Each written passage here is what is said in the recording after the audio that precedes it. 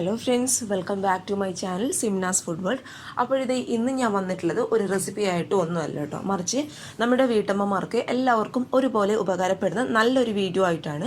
മറ്റൊന്നുമല്ല, നമ്മുടെ വീടുകളിൽ നമ്മൾ നെയ്യ് ഉപയോഗിക്കാറുണ്ടല്ലോ, ആ ഒരു നെയ്യ് വെച്ചിട്ട് നമുക്ക് വളരെ എളുപ്പത്തിൽ ബട്ടർ റെഡിയാക്കി എടുക്കാനായിട്ട് പറ്റും. സാധാരണ നമ്മൾ ബട്ടർ വാങ്ങിക്കുന്നത് കടകളിൽ നിന്ന് അല്ലെങ്കിൽ സൂപ്പർ മാർക്കറ്റിൽ നിന്നൊക്കെയാണ്. അതിൽ ഒരുപാട് പ്രിസർവേറ്റീവ്സ് ഒക്കെ ഉണ്ടാകും, നമുക്ക് ധൈര്യമായിട്ട് കുഞ്ഞുങ്ങൾക്ക് കൊടുക്കാനൊന്നും പറ്റില്ല.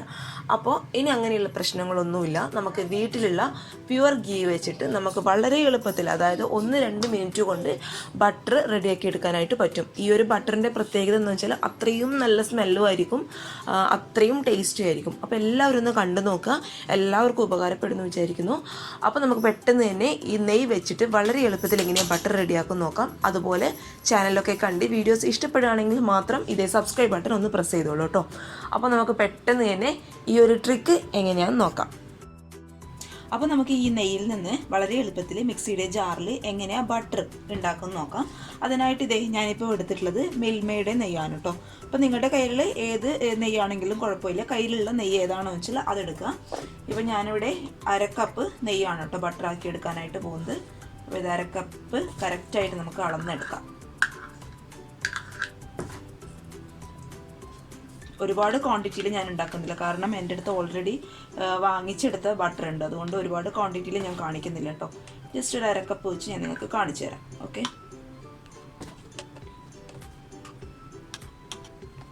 ഇതേ 1/2 കപ്പ് നെയ്യ് ഈ ഒരു കപ്പിൽ ഞാൻ എടുത്തിട്ടുണ്ട്. ഇനി നമുക്ക് എന്ത് ചെയ്യാം, അത് മിക്സിയുടെ ജാറിലോട്ട് മാറ്റി കൊടുക്കുക. ജാറിലോട്ട് മാറ്റി കൊടുക്കുന്നതിന് മുന്നേ പ്രത്യേകം ശ്രദ്ധിക്കുക, ജാറ് നല്ല നീറ്റ് ആയിരിക്കണം, ഒരു വെള്ളം പോലും ഉണ്ടാകാൻ പാടില്ല കേട്ടോ. ഇത് ജാറിലോട്ട് കംപ്ലീറ്റ് ആയിട്ട് ഞാൻ ഇട്ട് കൊടുത്തിട്ടുണ്ട്. ഇനി ഇതിൻ്റെ കൂടെ ഒരു പിഞ്ച് മഞ്ഞൾപ്പൊടി നമുക്ക് ഇട്ട് കൊടുക്കാം.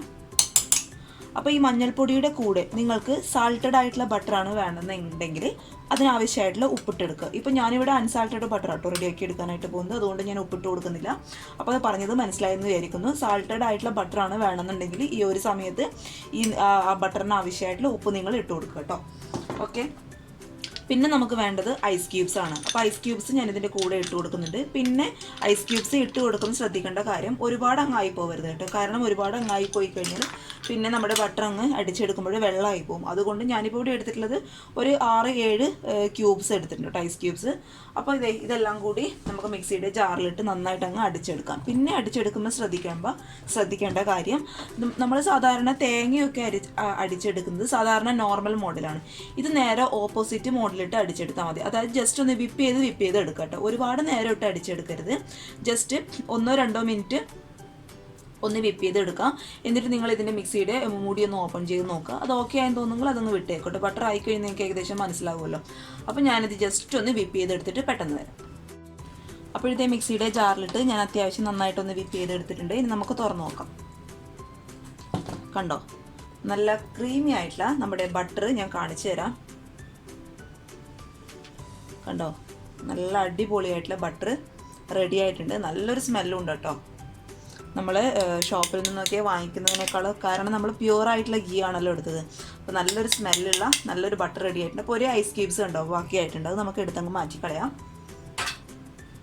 ഇനി നമുക്ക് സാധാരണ ഇതേ ഒരു ബട്ടർ പേപ്പർ ഞാൻ ഈ ഒരു ബോക്സിൽ വെച്ച് കൊടുത്തിട്ടുണ്ട്.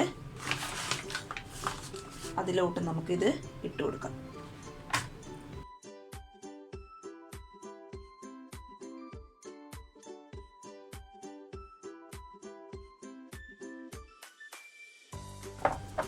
അപ്പോഴത്തെ നമ്മുടെ ബട്ടർ ഞാൻ നന്നായിട്ട് സെറ്റ് ചെയ്ത് വെച്ചിട്ടുണ്ട്. ഇനി നിങ്ങൾ സാധാരണ ബട്ടർ എവിടെയാണോ സൂക്ഷിച്ച് വെക്കാറ്, ഫ്രിഡ്ജിലല്ലേ വെക്കാറ്, അപ്പോൾ ഫ്രിഡ്ജിൽ സൂക്ഷിച്ച് വെക്കുക.